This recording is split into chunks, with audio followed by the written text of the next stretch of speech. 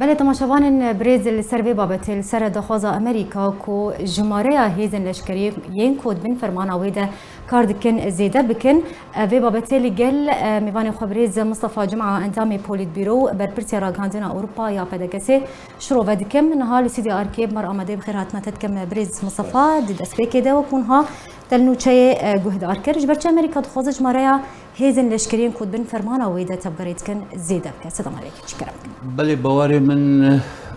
بريجي سلافي من شما شباني أركيرا وهر كاسين كويرو المجوزار لكن أدبيم يعني بلانك أمريكي هر لهرمية تو بلان نينن كويرو جهرمية بشن و لبيشوية ترسك جهية إنه داعش خرطر دبه والعراق به شل حتى نيزكي كردستان باشور لروج آوال آلي ديرا زوري لهرجي يعني روج بروج تأخويا كرن كو بهيز دبه دبي وقت هذا يعني جاء أمريكا رأى مسألة قلق قرينجا جبركو بفلتاندن وداعش بخورتي يعني بلا ببالي قلق جي جاء أمريكا رأى إجار بحاجاتي أوبراسيون مزنة بقناعة من أباكرنا إلو هزكي لتنف البندا سيواندا برنجكي هما دايركت ولو جوارا أف باشا جالي دين أدبم يعني بلكي وك يعني وقت تفكيرك سياسي في والده إنه أباكرنا هزكي دين درواي هرما كردستان سوري ودرواي قصده دبي رنجك بريسك السر قصده جي يعني شنو ما يكش قصدي شنو بريا بيدا خاص بلي وقتنا ما كانه يعني امكار اعتماد غير واجب كان لفر يعني قصد جبركو شنو بيتر آلي الرجيم ووضعي كل نقاش الروج غافا وتنقايا كل دور بارتين سياسي يعني بديلش قصدي فينا يعني دقازي ولو بدا خويا كرن انه يكش الترناتيفين كو ام دكارم بش خراب كار بينن انا بجم دافش قصد تي بردان جبرك ومديا اساسي هر جم قصد يا امريكي جي جبرش مثلا ها امولين بيراخا 2000 سيزده بود 14 بود و فتره دا جاردين امريكا هزك تشيكر ج لشكرين كو غريداي باوبراسيون سوريفا الور يعني بيشتي دمكي سالك نتشوي تشكي وان كتن دس داعش كتن دس غير وان جبر هف كتن ريفين شون تفليجينا دين بون فامريكي يعني بقناعتي من يعني اعتماد وانا اساسي هر ولسر كردابه ولسر قصده به اللي انترناتيفا كي جيت كاش خرا يعني جبوكو او جي هيك خامول نخس لك جي بل برز يعني بزيدكرنا هجمره وان هيزن لشكرين كو دسبيك المبوت بن فرمانه ويدا تفقري دكنو كاردكن امريكا تشتكي استراتيجيات خود لسوريا زلالتك بقشتي شو مشكله ابا براسي يعني جبر برسا توابو من برسف دا بقناعتي من مكري افقو تبا قالوا ام يعني الجمة تشيبوية قناعتك يقولوا سركة انه استراتيجية امريكي بالنسبة هرما نافي وبالنسبة سوريا وشبه قالوا المستقبل ده مشكلة اف نزل على حتى روجي ايرو يعني ام دزانا او ناب كارتينن او تينن راجياندن انه دجي داعشه تشكي نهاتي قلتن ندوار سياسي ده بقصد بياده بشرابه نب انجمنان اجتماعي كردي را نب الطرفين را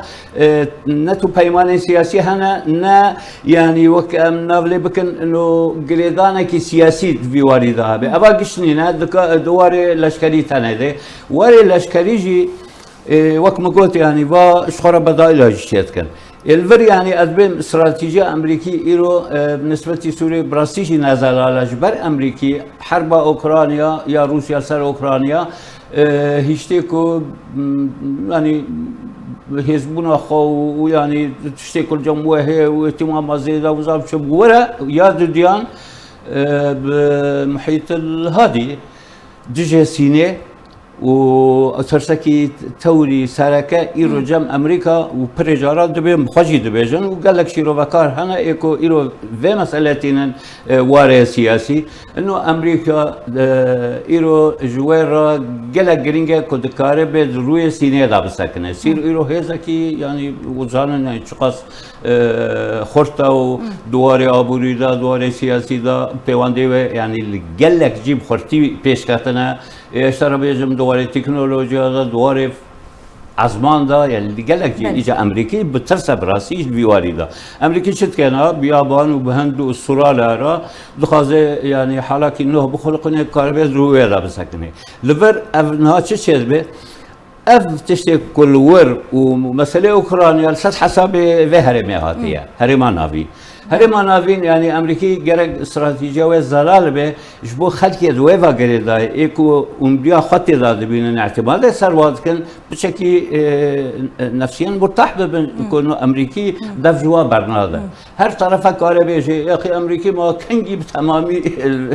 تشتغيريا آليكي كريا فأمريكي بقناعتي من أذ مثلا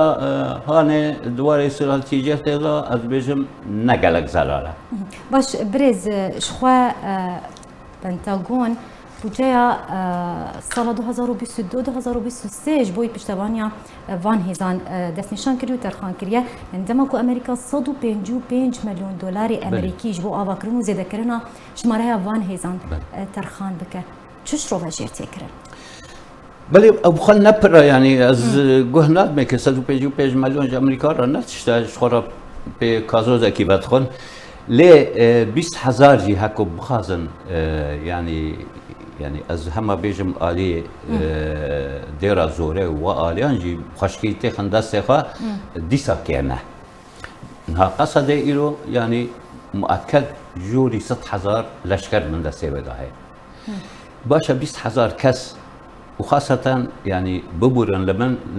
يعني احتراما من جالي عربرا لاعتماد زيادة سروان شيء نبويا شما أمريكي هكو كي بلانكي وي خاص هي استخباراتي وهرن زعيم داعش بكوجن اعتماد خاصة كردات كاسدي وقراج غريبة النابن يعني النابن يعني كرد لأني هيرونا بطلا يعني خرطا بسببها أنتنا جي ثقتنا بيتر يعني دبن جي باوري غير كردان حياة روجي إيرو الهندرة سوري نبوية جي باوريج أمريكا راك واعتمادك كلي سببه لا تشتكت إيش هكرنا إيرو جيت استفادة كرن دكارن شخرب كاربينن لوه هرمه دجي داعش زيتري وب قناعتي من ناكذا واري نوفا بلانكي سياسية كوه كارب أمريكا اعتماد اللي بكيش بو هفتنكي أساسي سوري بكي بريز يعني اف بريارا كو امريكا استنديناي وتيكو دي امريكا دست ببرينا دست بكيكو باسكن بسبب روجاواي كردستاني كريه ناكبه في تشارچوبه داش بركو تدس بكيتا غوت الترناتيفش قصديره دخوازرولا قصدي روجاواي كردستاني لاواز بكدما كو دخوازه هجماره هيزن لشكري لدفري زيد ابكه يعني تشتكوا هي مركوري يعني بيجي اوجي وقت نيرينكي مقبوله لأذبم هرو اعتبار سركل سر كردابه والسر قصده به لأمريكي ونقلك موان شيرينه كو بيع الميوان دو بشوارا شوارا بيواندي قاب خورتي لقال شامي والجينا دين شي بكن يعني بيواندي وان لقال ايران خوش تبن لقال ريجيم خوش تبن يبايا بامريكانا نشيرينه يعني بلكي ابا يكج اجما بريارك دوي درباري ناسين في شاري ناكه انا از بيجما استراتيجيه وانا خويا براسي امريكي بالضبط نزان ويش بكن وقتها او في مرحله في قناقهانه اما هيدي شخرا دبن كارنا دكن أذبم يعني ننهاية طبعا بشتي سالك ضد ويدا وضع السوري بين عسكرين قالوا إمكان هي بآلي شارع سالك سياسي ويانا حيانا نينا طبعا أو إمكاني بري 4 سالاجي الويدا منو هبالنا نقاش تكر بوا في إرادة دولية ويشي بمتو از نقنعتي منها يعني وضع السوري إنها نقابلش حل كيرا مطلقا أبدا حل نقابله إيرو يعني الروس خدان لغي الرجيم دكيب تمامي وبريسا قال سر قالك دولتي هيا حتى امريكي جي نمانع عند فيواري دا روسان هنكي راضي بكنش بو اجال جينا دي كل شغل وان بباشاندن فالمهم يعني ريجيم ناكو ايرتيك بتشه او يعني لجنه الدستوري كل جنيف الهافرودن مخابن يعني شنو تاريخ السندسه او خد شهر سلكن سلكا سياسي مرحله انتقاليه انتخابات قشي دانا علي شنو تالي قرتنا نها الدستوري كتابا بكي اتفاق سياسي تنبه بالنسبه لسوري شلو الدستورك بيع باكرن او اتفاق سياسي نينا ما كيش ترى ابنوا تداتيني وكيش ترى قبول بك وقت اتفاق سياسي تسرنينا مخابن شخا او اتفاق سياسي نينا شنا سلكا الدستور جي حيان روجي يرو افجي سالينا به جبولو وضع سوري بقناعتي من هن اكو بالي شهر سلكي بهره باش شخوا روشا روجاوي كردستان و نافچين كردي به دیتنا چارەسەرێک سیاسی کریزا سووریە بگرێدای شخۆتە بەحسا چارەسەری سیاسی تەکرد تۆ هێن نەدیارە کەنگی وەرە چارەسەرکردنیان جی چارەسەریەک ژە کریزا سووری وەرە دیتن دەربارەی ئەم بێژن چارانیویس پێشە ڕۆژە ناوچەین کوردی لە ڕۆژاوای کوردستانی چ پێش بینیت کرد والله هناك خطر هي يعني ومجاك تشيد بو تبي اديساج يعني المبورن از جرى ريدا بتقول ديالوج هنا بسرينا به جبر طرفك مركاتي ديالوج نفس الرخايا بريار وين نجم ويا ما دام نجم ويا قريداي بكك او بريار او بكك جارك تنجي كاري وين كتي خدمته برسا كردي إذن أو بكك ما دام نجبو كرداتي إذن شو كاري بك شو بلاني وهبند كذا خدمات تجبني كردان لفر نش برجوان دي وايكو أو ديالوج سري به وحيانا هاجي أديسا يجدبيجم أو ديالوج تيك شوية أمريكيان جي وهمود زالم أنا وقاس وقت أمريكي وما دوبه ورا حاضر وبس شك سلينا أبو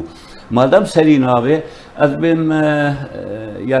يعني قص في موضوعي يعني اف جانب قالك مهم بو كو قالك بريسر مرابه كو اف ديالوج سري بو با اتفاقك سياسي نابين هر دو اليات شيء بو با يعني تركيا جي لقطه زياده نما كاري بكربا يعني وامريكا نهشتبا غير وان وين هيشتبا ليرو هاتي فكرن هاتي بردا براسي بقناعتي من تتفاهم لندري ولات نينن وامريكي تالي مجبور ببن واجازه بدن انا بيجم روجهلاتي فراته اللي بالنسبه للشهبه ومنبج محتمله تبي اوجينها قناعتي من نزويه لمحتمله بل زور سپاس بۆ میوان مبریزم مصطفى جمعه ئەندامی پۆلیت بیرۆ و بەرپرسی ڕاگەاندنە ئەوروپا یا پەدەکەسێت میوانی استودیو زۆر سپاس لەسەر ئەوە دەبوونەتە